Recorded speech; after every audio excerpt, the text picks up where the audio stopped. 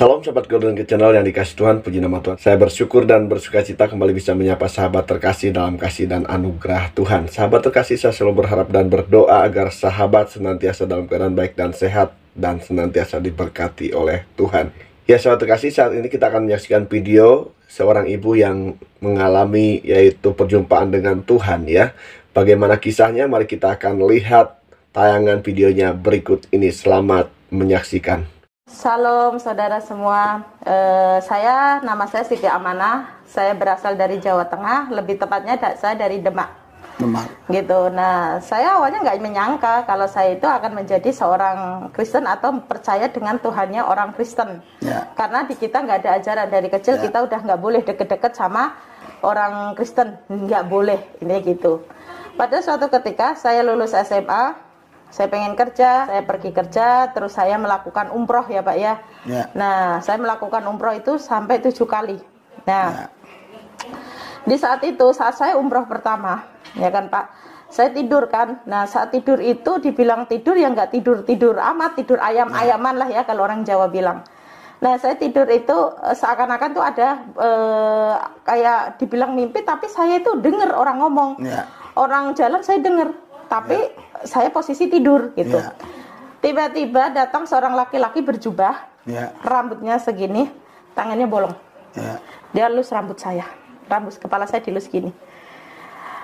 Kalau kita lihat cuman kayak gitu, tapi dampaknya itu dulu kan saya nggak mudeng ya istilah damai sejahtera sukacita itu aku nggak mudeng kata-kata itu. Aku rasakan itu nyaman banget, senyaman-nyamannya gitu ya. Hingga kalau kita mimpi bangun kan udah ya. Kalau itu enggak, kayak berasanya itu apa ya, masih berasa gitu. Pagi saya ke Masjidil Haram kan itu Ka'bah itu kan di tengah Masjidil Haram. Nah di situ kan katanya bilang gini, kalau kamu sholat 2 rakaat di depan pintu Ka'bah itu dan berdoa, apa yang kamu doain itu akan terkabul. Ya, karena di keyakinan saya yang dulu ya saya ikutin aja dong gitu. Saya berdoa. Nah, di depan pintu Ka'bah itu kan ada kayak kaca. Itu namanya makam Ibrahim. Kata dari makam Ibrahim itu bukan makam ya Pak ya, bedanya itu bekas kakinya. Betul saya duduk sini, oh bekas saya. Nah, itu dinamakan makam Ibrahim. Nah, di situ di kaca gitu kan. Nah, setelah itu saya di belakangnya sholat gitu. Nah, saya sholat rakaat itu, sholat sunnah 2 rakaat itu, saya berdoa. Karena katanya kalau berdoa sholat berdoa di depan pintu Ka'bah terijabah kan gitu kan. Nah, saya berdoa tuh ceritanya. Nah, setelah berdoa, yang saya doa itu gini. Karena di agama dulu, ya Allah, aku kepengen ketemu sama laki-laki yang bikin saya nyaman kayak di mimpi itu.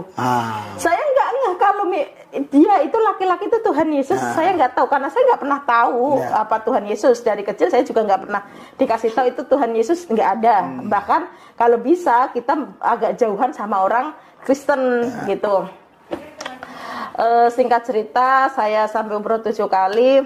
Nah, saya balik ke saya udah gitu menikah Pak ceritanya. Saya menikah, punya 2 orang anak cowok cewek. Tapi mungkin jodoh saya sampai di situ. Suami saya KDRT, sering mukulin saya, hingga saya pergi. Dan saya itu waktu pergi di Singapura, saya dimimpin lagi. Nah, saya dimimpin lagi seorang laki-laki, tangannya bolong, berjubah, rambut bau. Tapi kalau wajah saya nggak bisa ngomong ya Pak. Cuman saya merasakan gitu loh Pak, tahu itu laki-laki berjubah gitu. Ngelus lagi. Perasaan ini sangat-sangat merasakan damai seperti yang pertama kali aku bilang itu, tapi perasaan ini kok sama persis. Sampai aku mengharapkan laki-laki itu selalu ada gitu. Nah, aku berpikir mungkin itu laki-laki terbaik untuk saya, pikiran saya, karena bikin nyaman. Tapi kok aneh, tangannya bolong gitu loh, di sininya itu bolong gitu.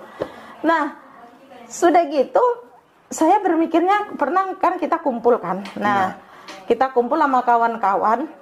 Aku tuh tiba-tiba bilang gini, gue pengen jadi orang Kristen. Nah, teman saya bilang, lu jangan gila, lu bisa dibunuh. Nah gitu, enggak, cuman bercanda aja kok gitu. Karena waktu itu kan saya belum tahu, tapi nggak tahu, keluar aja kata-kata itu. Saya balik ke Indonesia, saya ketemulah seorang laki-laki. Kebetulan dia kerja satu kantor sama saya kan waktu itu. Nah, dia itu akhirnya nikah sama saya, orang Batak itu, orang Medan. Nah, kita menikah secara Islam memang. Nah, kita menikah, saya didatangi, tapi setiap suami saya membahas Islam, saya itu sensi. Setiap dia membahas Islam itu saya sensi. Nah, dan kebetulan kan waktu itu suami saya sering nonton YouTube-nya Bapak. Nah, apa sih nonton YouTube yang teriak-teriakan kayak gitu, nggak jelas adanya, saya bilang gitu. Saya sensi, jujur Pak, saya sensi. Saya tahu gitu loh Bapak ini. Nah, suami saya, kamu nggak tahu, ini tuh juga dulu kayak kamu. Mana ada kayak gitu. Setiap orang ngomong haleluya, haleluya itu apa gitu. Gitu apa? Ini kan kenyataan ya, kejujurannya saya ya. Nah, udah gitu, tapi saya jujur Pak, setiap suami saya pergi, saya penasaran Pak. Saya penasaran banget. Saya baca, pinjam Alkitabnya, tapi tanpa sepengetahuan dia. Sebelum dia datang, saya harus tutup. Jangan sampai dia tahu aku baca Alkitab. Gengsi dong, saya gituin. Saya nggak ngeh waktu itu, nggak tahu kalau aku harus ada Alkitab di Play Store. Itu saya nggak mudeng Pak, nggak tahu. Aku tuh nggak tahu searching. Nah, akhirnya saya searching, cari. Akhirnya mengerti gitu. Tapi nggak tahu gitu maksudnya apa gitu loh Pak. Nah, singkat cerita, saya punya teman orang Batak juga, cewek itu Pak. Saya bilang, aku pengen ke gereja, hayu katanya. Ya udah hayu, tapi nggak pernah terlaksana. Hayu hanya hayu aja. Hingga saya ketemu seorang orang tua, dia bekerja di gereja yang sekarang saya gereja itu. Nggak tahu, mungkin itulah Tuhan ya, rencana Tuhan. Tapi saya sebelumnya itu saya dimimpiin lagi, seorang laki-laki itu datang lagi ke saya, tapi nggak ngelus rambut saya. Tapi saya dituntun, dibilang inilah Bethlehem gitu. Nah, Bethlehem itu apa? Kan gitu kan? Bethlehem itu apa? Saya nggak tahu Pak, Bethlehem itu apa? Kan gitu kan? Nah, terus saya tanya, Bang, Bethlehem itu apa? Bethlehem adanya di Israel sana. Di sana ada tembok ratapan. Makin nggak jelas aja dalam hati saya. Apa itu tembok ratapan atau apa pikiran saya? Sudah tuh selesai tuh Pak. Tapi saya makin gejolak di sini tuh nggak bisa saya ungkapkan. Benar-benar bergejolak. Gimana ya? Mungkin para murtadin di luar sana akan mengerti kalau kita dijamah Tuhan Yesus itu gimana. Sudah gitu, saya ke gereja sama ibu-ibu itu. Saya bilang, aku mau ke gereja, saya bilang gitu. Nah, saya pikir, aduh nanti saya gimana ya sampai gereja gitu kan. Saya di gereja, terus dijemput ke bawah, karena gereja kita kebetulan waktu itu paling atas Pak, di gedung paling atas. Saya ke gereja. Saat saya sampai gereja Pak, pintu dibuka gereja itu. Air mata saya bercucuran. Saya tidak tahu ada apa. Dari puji-pujian gembala, kalau dulu saya nggak tahu gembala ya, taunya pendeta. Pendeta itu ngomong sampai selesai, itu saya cuma nangis aja. Perasaan saya nggak mau nangis, tapi air mata itu ngalir sendiri. Air mata itu ngalir sendiri. Sudah selesai gitu, saya setelah ibadah selesai itu ditanya, gini, siapa yang baru pertama kali ke gereja? Ya saya angkat tangan dong, emang saya baru pertama kali. Dalam hati saya, mampus lah gua, ini kena lah para masalah, karena saya berpikirnya orang Islam gitu kan. Saya didoain, makin nangis saya saat didoain itu Pak. Tapi saya perasaan bergejolak, kayak aneh merasanya, kok nangis terus. Hari Minggu saya ke gereja pertama kali, bahkan saya nggak pernah diajarin Tuhan Yesus apa, Kristen itu bagaimana atau apa, nggak pernah. Saya hari Minggu ke gereja, hari Selasa saya ada kerjaan keluar kota. Saya naik bis. Pulangnya saya kecelakaan Pak. Bok tronton yang gede itu jatuh ke bis kita. Saya duduk paling depan dan pintu bis itu terbuka. Kalau bis dulu kan cuma naik ada palangan besi gitu aja buat nana. Saya duduk paling depan, pas pinggir pintu terbuka. Saya kan belum Kristen Pak waktu itu. Cuman saya dimimpiin aja. Saat kecelakaan kita ditabrak beruntun 7, banyak yang meninggal, kondektor di bawah ban, saya melihat ya. Seharusnya saya teriaknya Allahu Akbar, Allahu Akbar. Saya enggak Pak. Tuhan Yesus baik, Tuhan Yesus baik, Tuhan Yesus baik. Di saat kecelakaan mobil kita terbelik, saya panggilnya Tuhan Yesus baik. Dari mana Pak kata-kata itu? Seharusnya saya Allahu Akbar, Allahu Akbar dong. Karena saya belum diajarin, cuman pertama hari Minggu ke gereja, Selasa saya kecelakaan. Nah coba. Tahu nggak Pak, orang meninggal banyak, kecelakaan banyak, ada kok di Google kok, KM 55 Cikandi, masih ada sampai sekarang di YouTube. Saya kecelakaan di situ. Nah, pada saya paling depan kan Pak, ditabrak berapa bis yang meninggal belakang kebanyakan. Saya itu cuma terluka sedikit aja di bibir saya. Saat saya dibawa, ya namanya kita kecelakaan pasti lemes dong, shock, wajar gitu kan. Nah, saya itu nggak apa-apa Pak, cuman terluka sedikit, coba, bahkan nggak mau ngalir darah gitu, nggak Pak, cuman di ujungnya sedikit. Nah, sudah gitu saya udah selesai dirawat di kota terdekat itu, saya dibawa balik. Di gereja kami ada istilah doa mukjizat.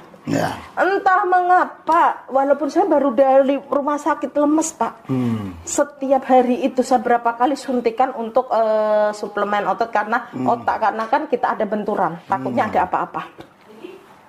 Saya tetap harus ke gereja, saya mau doa mukjizat. Ya, saya nggak tahu doa mukjizat itu apa. Nah sudah gitu, sudah tuh saya ke gereja, saya semakin yakin, semakin saya rajin ke gereja.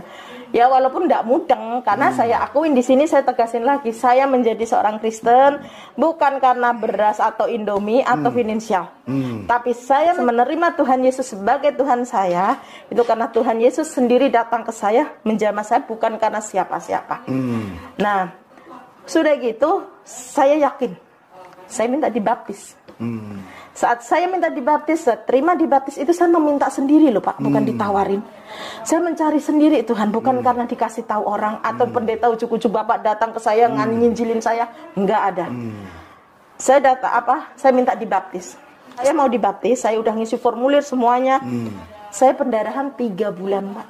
Nah, singkat cerita, udah 3 bulan tuh Pak. Saya nggak berhenti, saya capek ke rumah sakit, periksa itu capek Pak, nggak ada apa-apa, tapi darah keluar terus, gitu kan. Sudah gitu, pas hari Minggu itu biasanya kan saya selalu gini, kalau saat firman, aku nggak mau ketinggalan 1 detik sedikit pun firman itu ketinggalan. Saya itu biasa kalau mau firman itu saya ke toilet dulu biar nanti nggak ada istilah mau kencing lah, apalah itu aku nggak mau Pak. Sudah saya siapkan, bahkan air pun saya bawa. Karena saya nggak mau ketinggalan firman yang akan dibawakan oleh gembala saya itu. Mungkin ini udah diatur Tuhan. Saya tiba-tiba itu mau kencing. Saat mau kencing, softtek saya nggak ada apa-apanya Pak, bersih. Udah 3 bulan lebih tuh Pak. Karena pergumulan saya pengen dibaptis, katanya kok nggak bisa-bisa terus karena datang bulan. Nah, saat itu juga saya bilang saya mau dibaptis sekarang ini. Saya jawabnya gitu. Nah, sudah gitu. Saya selesai dibaptis, selang semalam atau 2 malam itu saya mimpi Pak, mimpi seorang laki-laki lagi yang sama, dia ngasih saya salib, tapi emas. Saya buang itu salibnya. Saya bilang aku nggak mau, ini apa, gitu kan? Saya mau emas, tapi aku nggak mau salib. Saya mau emas, tapi saya nggak mau salib.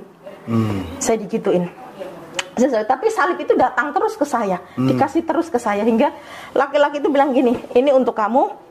Suatu saat kamu akan mengerti. Sudah tuh Pak, saya melihat diri saya di sebuah gereja, saya duduk itu berdoa. Pokoknya berdoa sangat, tapi banyak orang di situ, tapi saya berdoa. Tapi aku nggak tahu itu Pak, gitu loh. Nah setelah itu saya sudah selesai, salah satu pekerja gereja itu orang tuanya meninggal.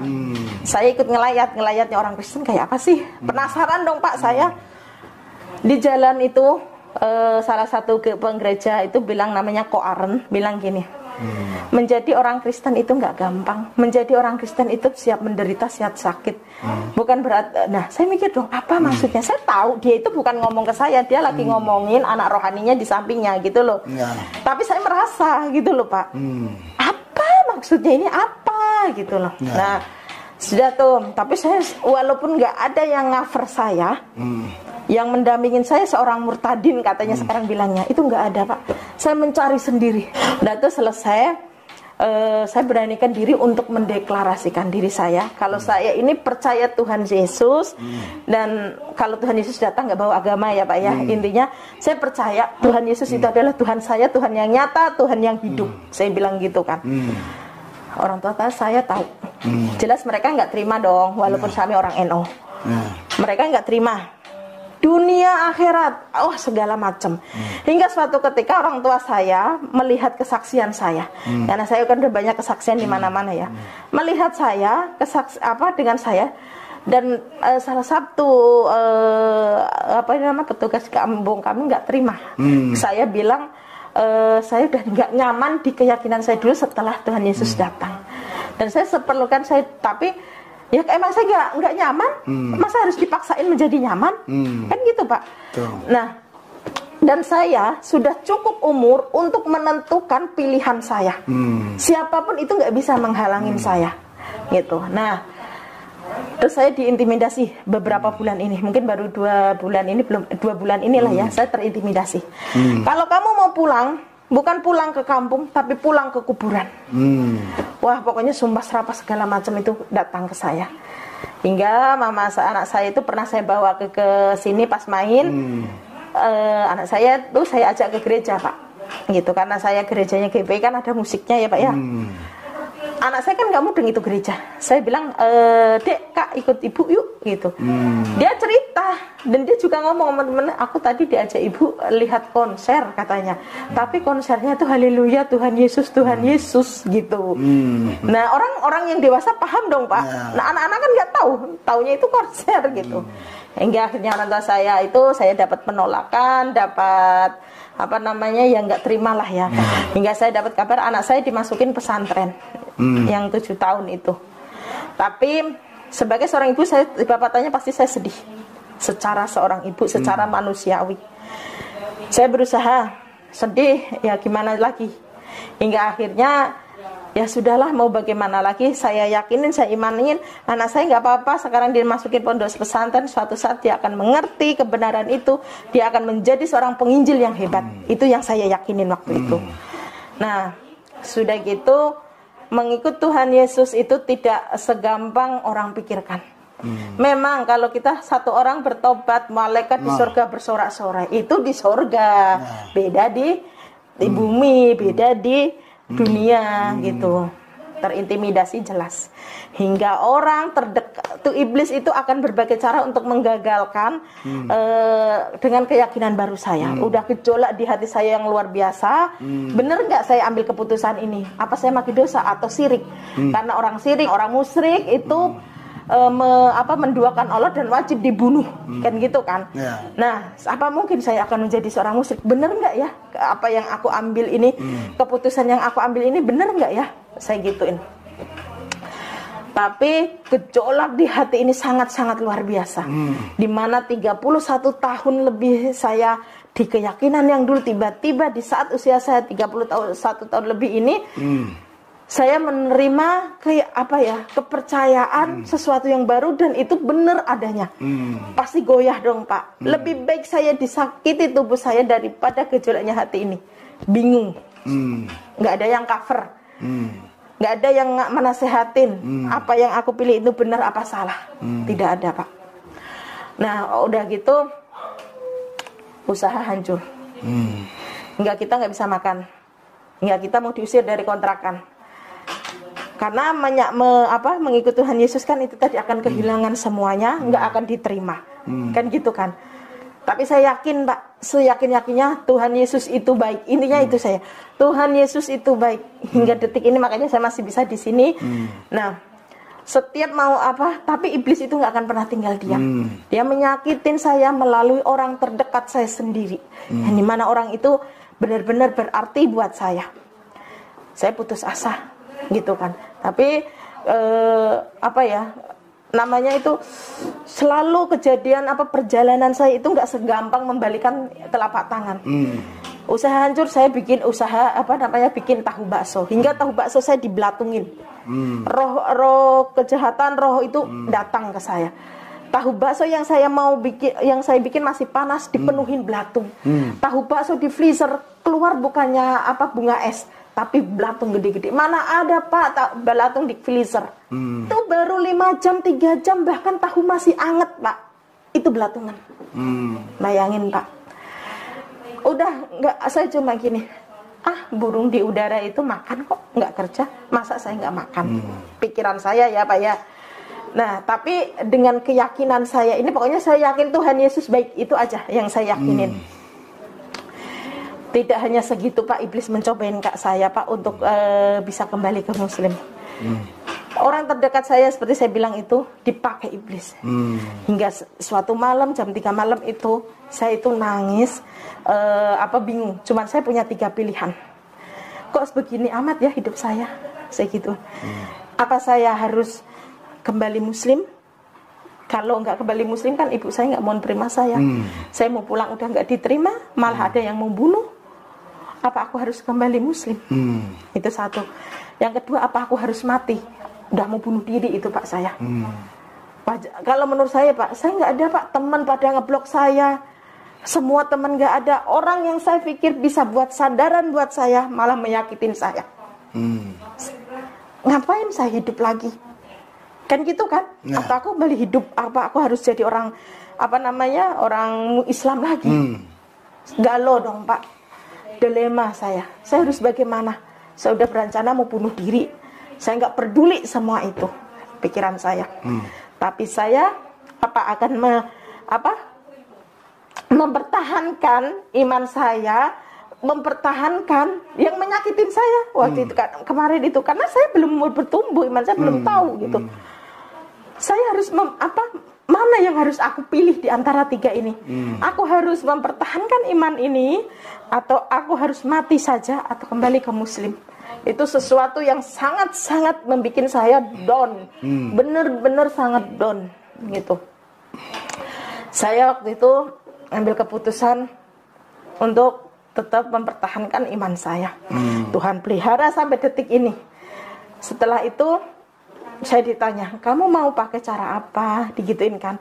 Untuk orang-orang yang terdekat kamu yang dipakai iblis gitu kan, mau lewat jalan apa?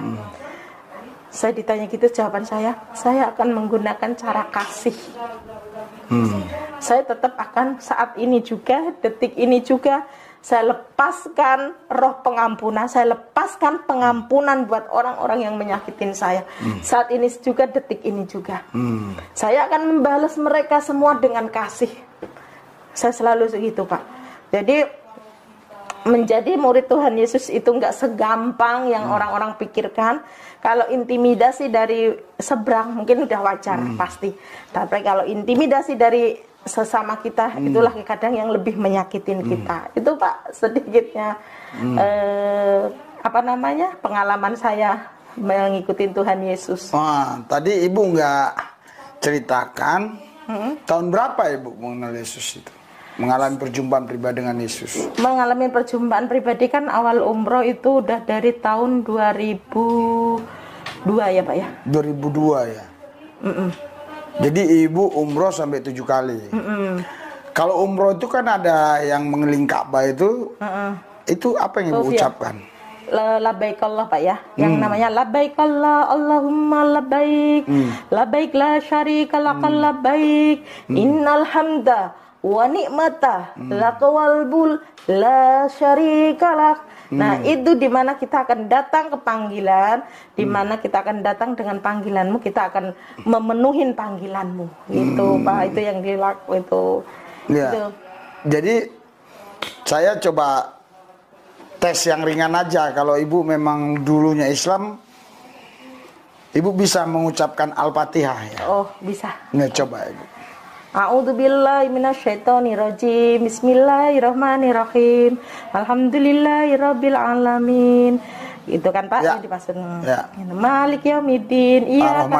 Ar-Rahmanirrahim. Malik yaumiddin. Iya karena butuh, iya karena nasta'in. Ihdinas siratal mustaqim. Siratal ladzina an'amta 'alaihim ghairil maghdubi 'alaihim waladdallin. Gitu kan. Itu kalau sholat kan harus itu yang pertama itu diucapkan. Terus setelah itu ada lagi ayat apa yang biasa Ibu pakai? Qul a'udzu birabbin nas, malikin nas, ilahin nas, min syarril waswasil khannas, alladzi yuwaswisu fi sudurin nas, minal jinnati wan nas. Itu. Oh gitu ya. Jadi setelah Ibu ini sekarang ikut Yesus ya. Apa perbedaannya setelah ikut Yesus ini dibandingkan dulu waktu Ibu masih Islam? Pertama, itu perbandingan hal-hal yang batin lah, yang rohani lah, gimana? Ini, kalau perbandingannya, kehidupan saya dulu sebelum menerima Tuhan Yesus, dibilang mewah ya bisalah ya, ketimbang yang sekarang. Saya sebelum menerima Tuhan Yesus sama saya sekarang yang sudah menerima Yesus beda 180 derajatnya itu dari segi finansial. Dulu saya mau beli apapun gampang, pergi mobil ada, ibaratnya apapun gampang. Tapi setelah menerima Tuhan Yesus, semua itu habis. Tapi yang tidak saya punya di saat saya kaya itu adalah sukacita, damai sejahtera. Di saat kondisi saya kayak gini, tapi saya punya sukacita, damai sejahtera. Itu. Oh begitu. Terus sekarang ibu setelah terima Tuhan Yesus sudah pernah bersaksi kepada keluarga-keluarga atau udah pernah melayani salah satu keluarga gitu? Belum pernah Pak, karena mereka masih tertutup karena baru ini ya. Saya menerima Tuhan Yesus 2018 akhir, ibaratnya 2019. 2019 saya menerima Tuhan Yesus, tapi selama itu kan nggak bertumbuh. Setelah itu 1 tahun kemudian kan pandemi. Setelah pandemi itu kan kita nggak ada itu ya. Nah, setelah itu kita itu baru 4 bulan 5 bulan inilah ya Pak ya, saya baru mulai tumbuh rohani saya di situ. Oh begitu. Jadi kita belum sempat melayanin karena saya ingin benar-benar membekalin diri saya dulu gitu. Gitu ya. Jadi ini visi misi Bu ke depan ini apa untuk hal-hal yang rohani lah dulu. Hal-hal yang rohani Ibu mau buat apa kira-kira dalam pikiran Ibu ini ke depan ini? Saya Pak, kalau ditanya ke depan, saya sesuai Tuhan yang mau pakai saya, bagaimanapun itu Tuhan mau pakai saya siap. Oh begitu. Gitu. Jadi sekarang saya yakin betul memang dulu Ibu ini Islam, sudah 7 kali umroh, bisa mengalami Yesus. Malah di Mekah Bu ya? Iya, awal pertama perjumpaannya di Mekah. Di Mekah ya. Ya. Jadi apa closing statement Ibu buat rekan-rekan yang sedang melihat dan mendengar kita nanti? Bagi teman-teman, terutama sesama murtadin, jangan pernah takut, jangan pernah gentar, karena Tuhan Yesus setiap hari selalu bilang jangan takut itu. Jadi teman-teman murtadin jangan pernah takut untuk menyatakan kebenaran ini. Apapun itu yang terjadi, Tuhan Yesus pasti akan tompang kita, akan lindungin kita. Bagi teman-teman, ya maaf nih kalau kata-kata saya mungkin salah, yang sudah Kristen dari dalam kandungan pun, hayo bangkit, lahir baru, karena ini harus cepat-cepat terjadi, karena ini udah musimnya panen gitu Pak. Itu aja sih.